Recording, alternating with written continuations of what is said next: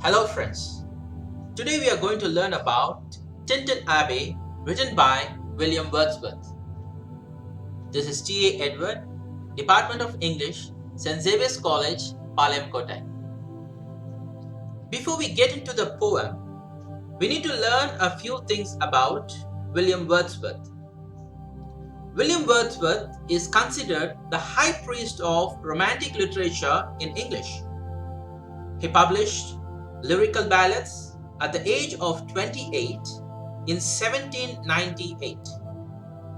In the publication of lyrical ballads, Wordsworth collaborated with S.T. Coleridge, who published 4 important poems in the collection, which had 23 poems in the initial publication. Of all 19 poems of Wordsworth, Tintern Abbey plays an important role in forming the English Romantic movement. Now, let me get back to the poem Tintern Abbey. It is divided into 5 stanzas. Let me just concentrate on the first stanza in today's class. First, let me read.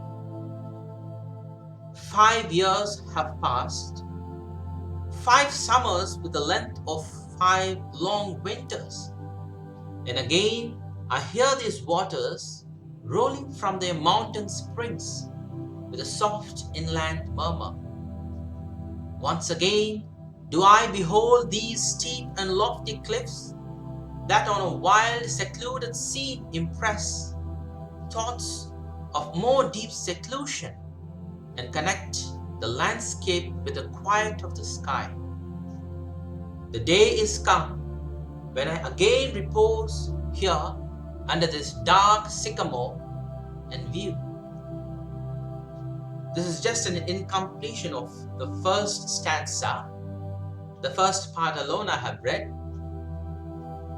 Now, let's get to the thematic analysis. Wordsworth comes back to the River Wye after 5 years. He is 28 years old. He comes as a matured man, but 5 years ago he was not very mature. He was an inexperienced man, of course, 23 years. But you see, 5 summers and 5 lengthy winters, sufferings and disappointments have given him so much of maturity in him. And you can observe the employment of imagery that is beautifully presented in this particular first part of the first stanza. I have divided the first stanza into 2 parts just so that we can learn things clearly. The place is so silent, as I've written here on the left side, because you can hear the inland murmur of the river. He is seated on the top of a mountain, and then he observed the beautiful scenery of the Tintern Abbey that is surrounded by the forest, the trees, and all kinds of plantation, which of course is circulated by the River Wye. So it is the River Wye that captures the attention of the poet especially. And let's see, once again do I behold. Once again he is looking at the top of the mountain, the tall mountains, and it gives him the kind of seclusion which can give him so much of enjoyment now that he is alone. But strictly speaking, he is not alone, he is very much with his sister. But again he has come to this place in order to take rest and also in order to enjoy nature. And as a mature poet, he has come in order to describe more about nature. That's what he is going to write. That's what he is going to explain to his beloved readers in the coming stanzas. So, in the first part itself, we have seen this particular poem as a landscape poem describing the beauty of the landscape. Now, what are the poetic devices we find in the first stanza? Anaphora is employed. 5 years have passed, 5 years, 5 summers, or 5 long winters. And again, the imagery of sight. I can see the water rolling from the mountain springs. And the auditory imagery, the inland murmur, like a beautiful music he is able to hear. And the employment of assonance and consonants, how beautiful it is. These steep, lofty cliffs, secluded scene impress under this sycamore. So it seems to be very musical. It seems to be very musical. We can also use the poetic device, the literary term euphony, in order to consider his whole poem, Tintern Abbey, as very much musical, we can say, pleasing to the ears. Now let me read the continuation of the first stanza. These plots of cottage ground, these orchard tufts, which at this season, with their unripe fruits, are clad in one green hue, and lose themselves mid groves and copses.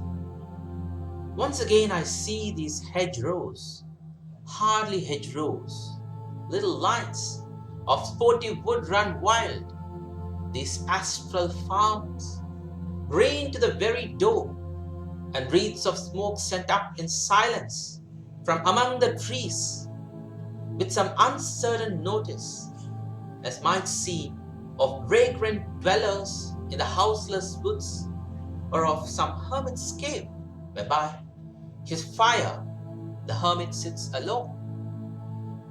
Now, getting back to the thematic analysis, he of course gets a bird's eye view of the ecology, the landscape, nature, we can say. In a figurative manner, he has become a matured poet. He gets a bird's eye view of nature.